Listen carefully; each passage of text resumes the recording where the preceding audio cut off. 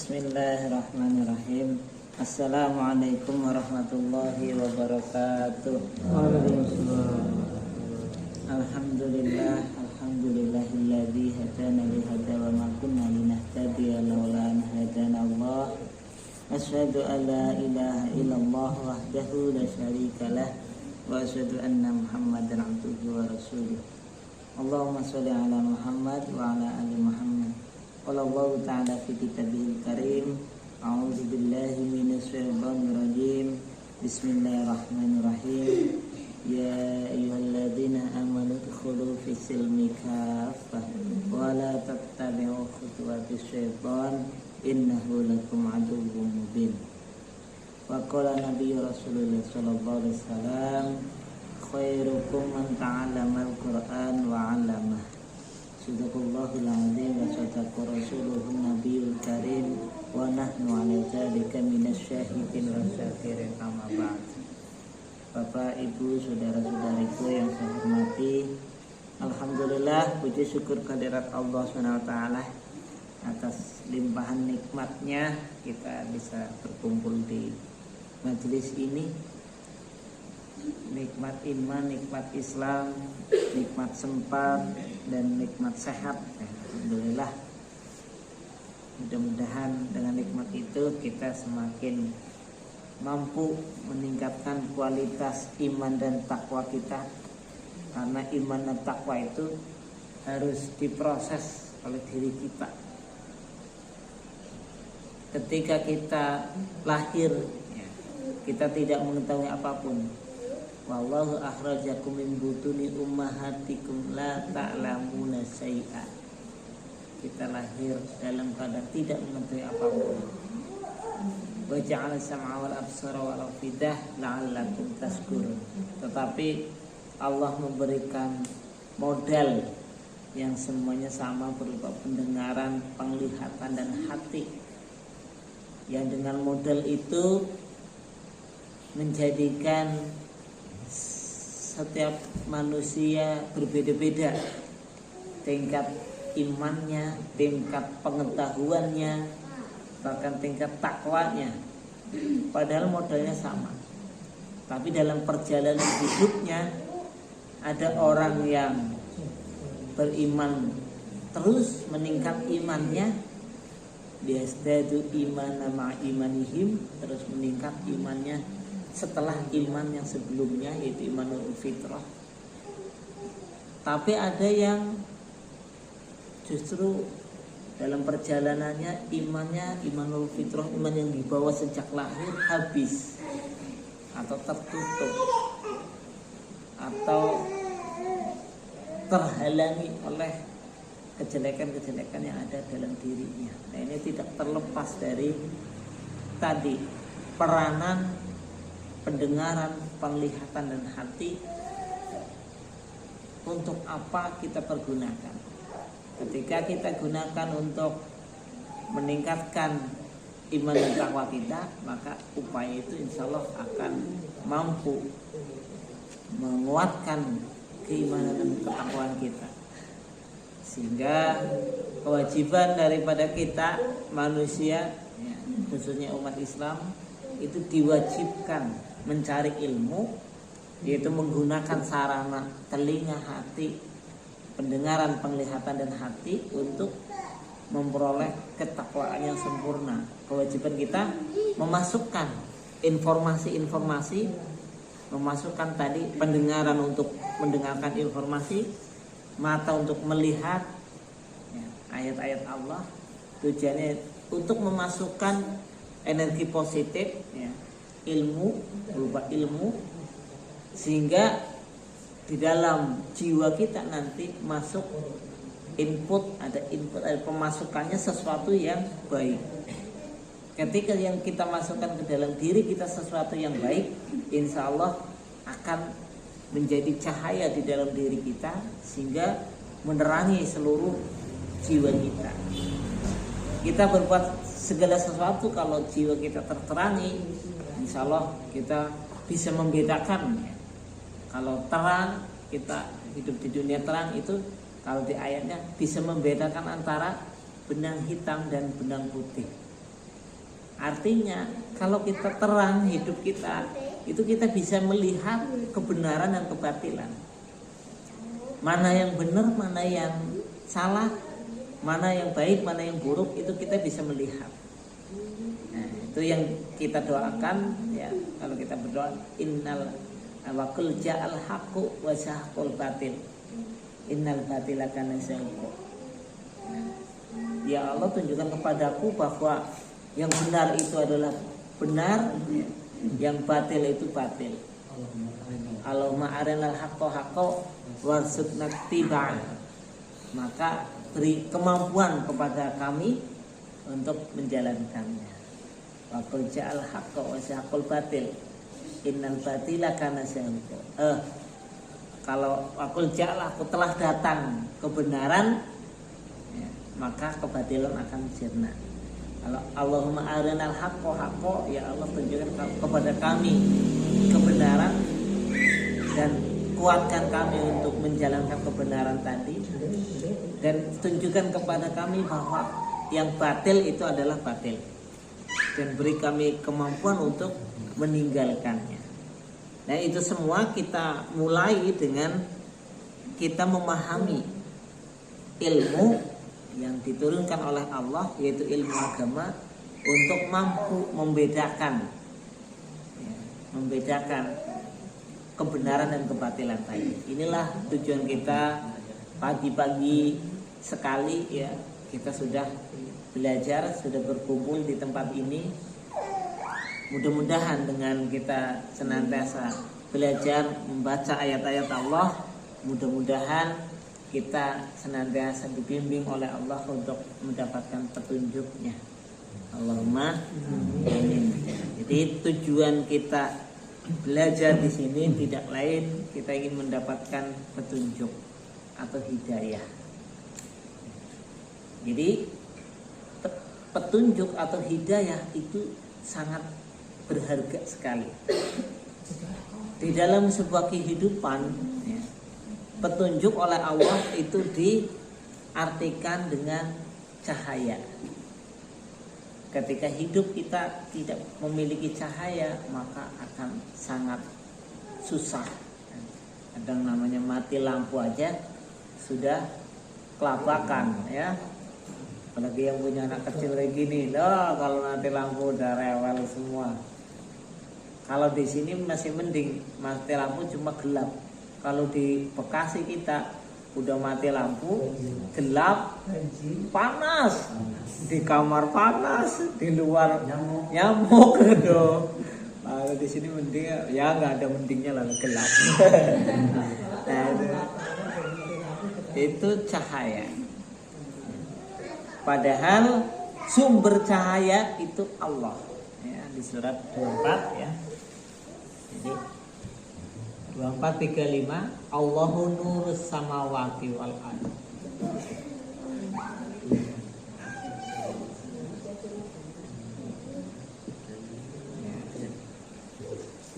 Sumber cahaya. Nah, itu Allah. 24:35 Allahu nurus samawati wal ardh. Masalun nuri kamiskatin fiha misbah. Cuma kita bahas di sini sementara Allah sebagai sumber cahaya. Allahu nurus samawati wal ardh, sumber cahaya langit dan bumi. Walaupun ada matahari di situ sumber cahaya, matahari juga Allah yang memiliki. Walaupun malam mungkin ada cahaya bintang dan rembulan, bintang dan rembulan siapa yang memiliki? Allah. Jadi sumber cahaya dari segala cahaya, nurun ala nur, cahaya di atas cahaya, itu Allah yang memiliki. Ketemu ayatnya bahwa Al-Quran enggak ngajinya. Nah, nanti kita tahu. Pertama, sumber cahaya itu adalah Allah SWT. Dan Allah ya, memberikan cahaya tadi kepada manusia. Tetapi melewati apa? Gitu. Pertama, melewati hidayah atau petunjuk. Jadi bentuknya cahaya Allah itu adalah petunjuk. Ya, jadi cahaya Allah ini, ya, cahaya Allah itu adalah petunjuk.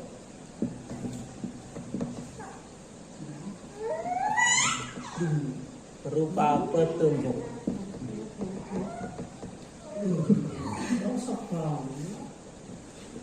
Apa itu petunjuk? Apa itu petunjuk? Petunjuk itu apa? Iya, jadi kalau kita nggak punya cahaya itu kan gelap sekali ya. Artinya kalau gelap itu nggak tahu arah kemanapun, nggak tahu, pokoknya kita buka mata itu ya gelap semua. Itu berarti nggak tahu arah petunjuk, nggak tahu kanan kiri, nggak tahu barat utara selatan, nggak ketahuan. Itu petunjuk itu seperti itu. Makanya disebut di dalam Al-Quran bahwa seseorang yang tidak mendapatkan petunjuk itu berada di dalam kegelapan. Sehingga Rasulullah yang sudah mendapatkan petunjuk membawa manusia dari kegelapan kepada cahaya, minat dzulumati ila nur. Nah, berarti ketika Allah mempunyai cahaya dan manusia diberi cahaya oleh Allah, berarti manusia yang diberi petunjuk. Manusia yang tidak diberi petunjuk, manusia yang hidupnya berada di dalam kegelapan atau disebut jahiliyah, dzulumat, ya. Gambaran orang yang berada di dalam jahiliyah, kegelapan atau tidak mendapatkan petunjuk atau hidayah, ya, itu surat 24, masih 24 ya, 40. Coba buka.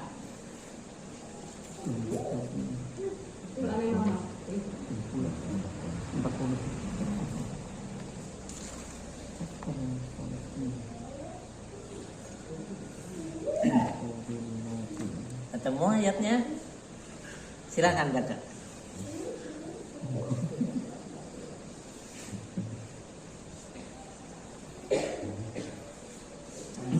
Ketemu? Silakan baca. A'udzu billahi minasy syaithanir rajim. Bismillahirrahmanirrahim. Aw kadhulumatin fi bahril lujji yakhshahu mawjun min fawqihi mawjun min fawqihi sahab. Dhulumatun ba'duha fawqa ba'din idza akhraja yadahu lam yakad yaraha wa man lam yaj'alillahu lahu nuran fama lahu min nur. Atau keadaan orang-orang kafir seperti gelap gulita di lautan yang dalam yang diliputi oleh gelombang demi gelombang. Di atasnya ada lagi awan gelap. Itulah gelap gulita yang berlapis-lapis. Apabila dia mengeluarkan tangannya, hampir tidak dapat melihatnya. Barang siapa tidak diberi cahaya petunjuk oleh Allah, maka dia tidak mempunyai cahaya sedikit pun. Shadaqallahu al-azim. Coba ayatnya kira-kira bisa dipahami nggak? Ayatnya insya Allah ini ayat muhkamat, ayat yang gampang dipahami. Iya, bisa digambarkan atau mungkin yang sudah punya pengalaman nyemplung ke lautan. Ini lautan yang paling dalam. Nang kedung caprok banget ketilem ora kerepan gue wis glakepan ora karuan. Apa mending nang lautan ya.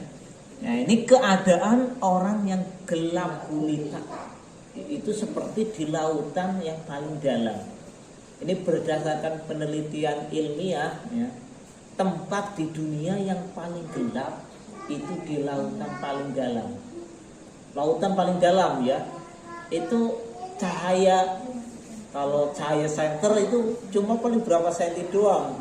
Cahaya kapal selam itu cuma berapa meter doang nembusnya. Sehingga binatang-binatang di dasar laut itu dia badannya bercahaya untuk bisa hidup. Ada plankton, makanannya bercahaya plankton. Ikannya bercahaya. Kayak kunang-kunang di daratan ya, tapi itu di dalam laut, di dasar laut. Bawa cahaya sendiri. Iya. Karena lokasinya itu sangat gelap.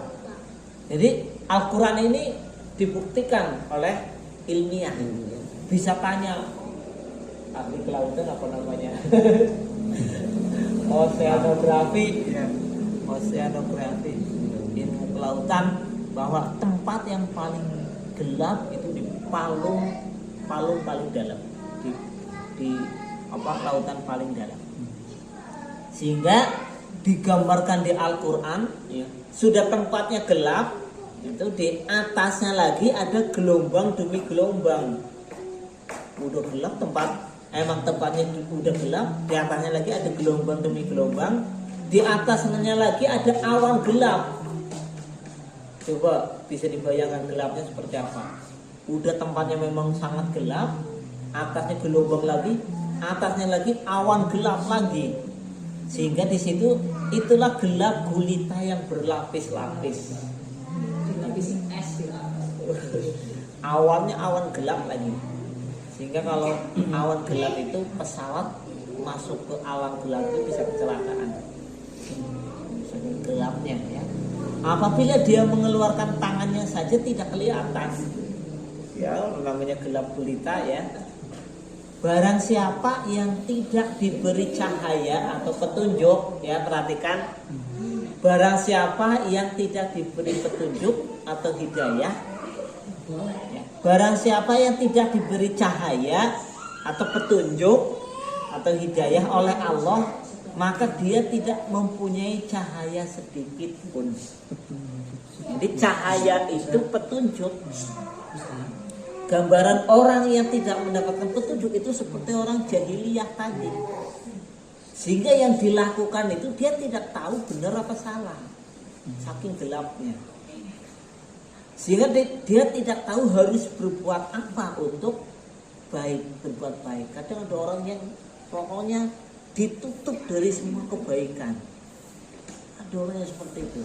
Artinya dia ya namanya udah tertutup dari berbuat kebaikan, yang dia lakukan itu kesalahan terus. Ya, contohnya dari mabok, udah mabok, duitnya hasil ngerampok, ya kan, dipakai buat mabok, udah mabok, rusak gitu kan, berbuat kejahatan lagi, jadi kejahatan demi kejahatan yang dia lakukan. Itu orang yang sama sekali tidak mendapatkan petunjuk. Yang dilakukan itu jelek semua. Saya pernah buka ada suatu channel gitu ya seperti itu. Contoh orang yang berada di dalam kegelapan, dia buronan gitu. Dia udah berbuat kejahatan, dia jadi buronan ya. Akhirnya dia ngajak anak di bawah umur, perempuan ya, anak perempuannya dijual lagi di tempat maksiat buat dipakai buat menghasilkan uang buat dia. Terus berada di dalam lingkaran setan, berada di dalam gelap. Jadi gelap gulita yang berlapis-lapis. Ini orang yang tidak mendapatkan cahaya, seperti di surat 39:22. Nah, 39:22 lagi.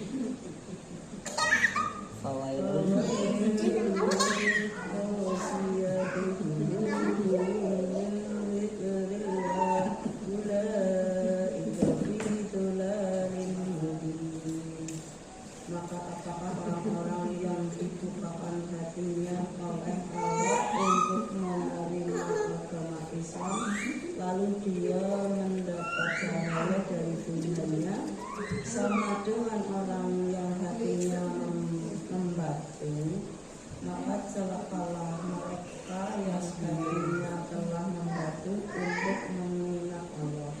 Mereka itu dalam kesesatan yang nyata. Iya.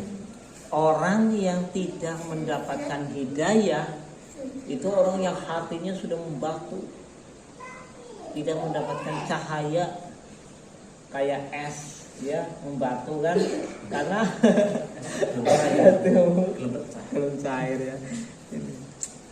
Nah, maka apakah orang yang dibukakan hatinya oleh Allah untuk menerima agama Islam itu, lalu dia mendapatkan cahaya dari Tuhannya, nah, sama dengan orang yang hatinya membatu? Ini pertanyaan. Berarti tidak mungkin sama ya, orang yang dibuka hatinya untuk menerima Islam dengan orang yang tidak menerima Islam. Maka celakalah mereka yang hatinya telah membatu untuk mengingat Allah. Mereka itu dalam kesesatan yang nyata. Nah, sehingga nanti untuk mampu menerima Islam, ya, itu kita harus menerima cahaya kedua, yaitu dalam bentuk ilmu. Yang kedua, cahaya Allah berupa ilmu. Ilmu apa? Ilmu din, ya, ilmu agama. Karena nanti cahaya juga diartikan sebagai agama. Nah, pertama ilmu dulu, ya. Cahaya Allah yang tadi seseorang akan mendapatkan cahaya, akan mendapatkan hidayah, itu harus mau mendapatkan ilmu din, ilmu agama atau ilmu Al-Quran.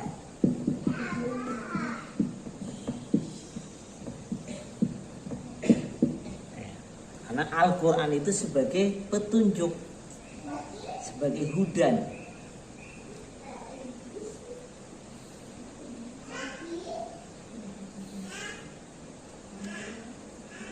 Dapat diserap.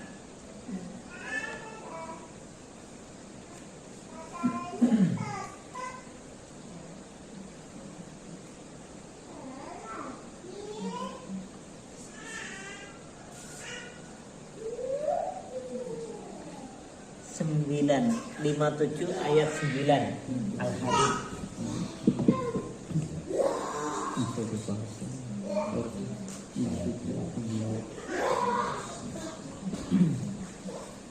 Lima tujuh ayat 9 Al-Hadid.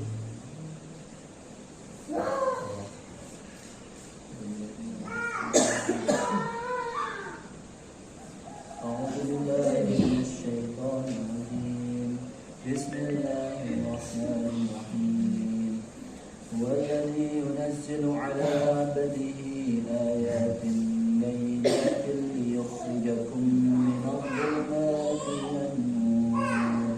Wa innallaha bikum ra'ufur rahim. Dialah yang menurunkan ayat-ayat yang telah Al-Quran kepada hamba Muhammad untuk mengeluarkan kamu dari kegelapan kepada cahaya. Dan sungguh terhadap kamu Allah Maha Penyantun, Maha Penyayang. Iya. Dialah Allah yang menurunkan ayat-ayat yang terang.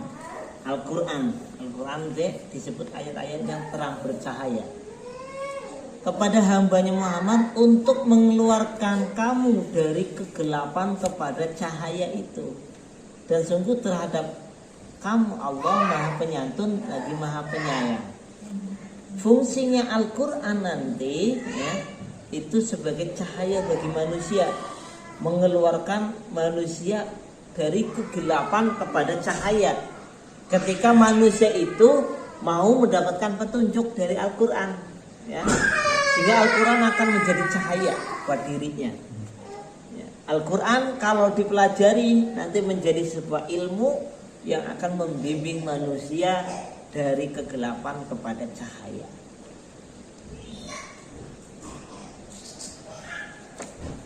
Kemudian di surat yang lain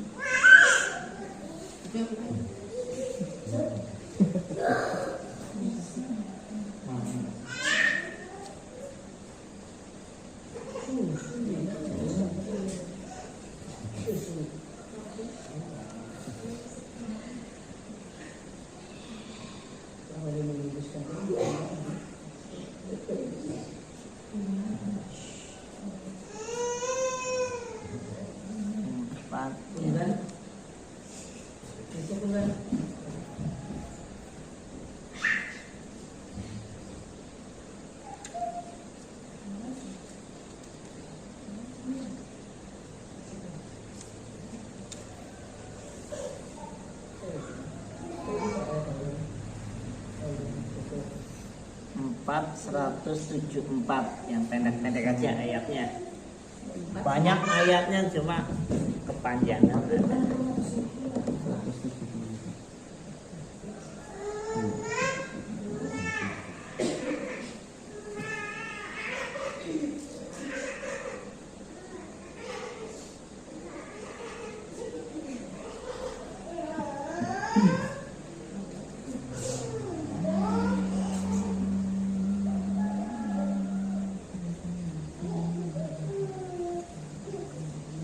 474 cahaya Allah berupa Al-Quran.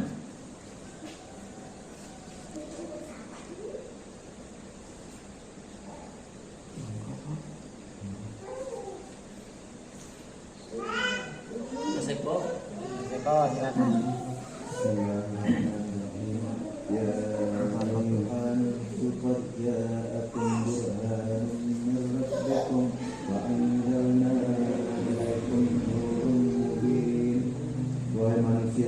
Sesungguhnya telah sampai kepadamu bukti kebenaran dari Tuhanmu Muhammad dengan mukjizatnya, dan telah kami turunkan kepadamu cahaya yang terang benderang, yaitu Al-Quran.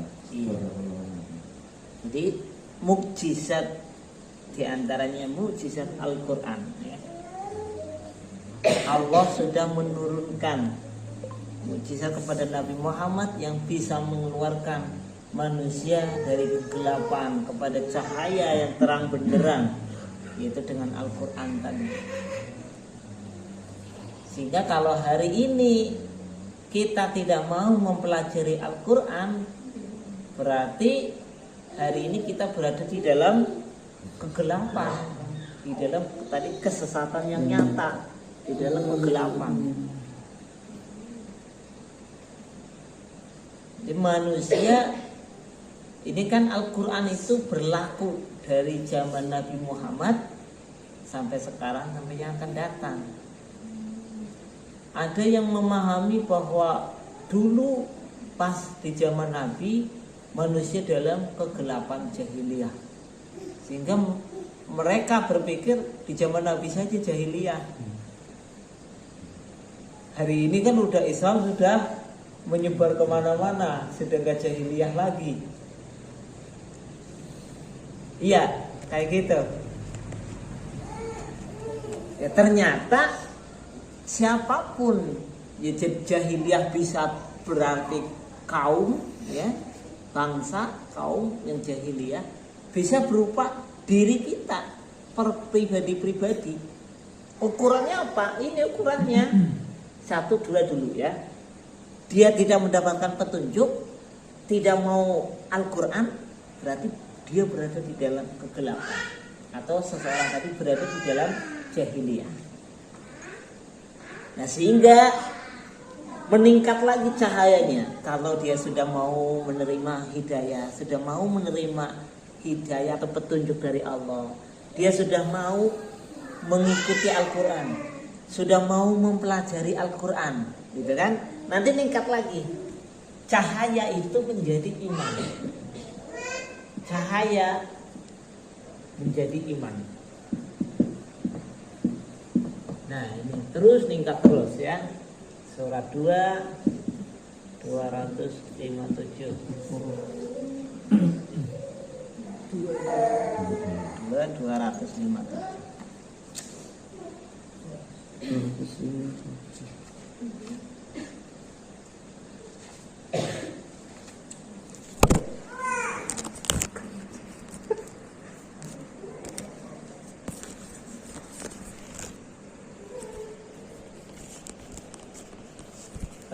Mencari ilmu Allah, sehingga ilmu itu menjadi dasar untuk seseorang itu beriman. Jadi nanti bentuk Al-Quran tadi, ilmu agama itu menjadi dasar dari iman, sehingga al-ilmu nuron, ilmu itu menjadi cahaya. Ilmu adalah cahaya ya.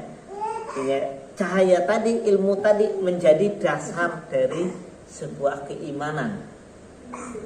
Cahaya itu menjadi iman. Nah nanti insya Allah kalau kita ngajinya istiqomah akan digambarkan bagaimana iman sebagai cahaya. dalam diri kita. Tapi sementara ini dulu ya, bahwa iman itu adalah cahaya yang ada di dalam diri kita. Tadi manusia akan diajak oleh Allah dari kegelapan kepada cahaya. Tapi sebaliknya setan itu sebaliknya mengajak manusia dari cahaya kepada kegelapan kembali. Setan sekarang masih ada enggak? Dari zaman Nabi Adam sampai hari ini masih ada. Berarti masih ada orang yang dalam kegelapan apa enggak? Banyak. Bahkan orang yang sudah berada di cahaya bisa ditarik lagi. Ayatnya tadi ya. Orang yang tergiur dengan bujuk rayu setan udah di cahaya, ditarik lagi kepada kegelapan. Artinya bisa orang sudah dapat petunjuk, dapat ilmu karena tidak kuat dengan ujian, cobaan, bujuk rayu setan, terbawa lagi kepada kesesatan. Nah itu, sehingga tadi jahiliyah untuk kita ukurannya itu kita senantiasa berada di dalam lindungan Allah, senantiasa berada di cahaya Allah, kita berada di bawah cahaya Allah.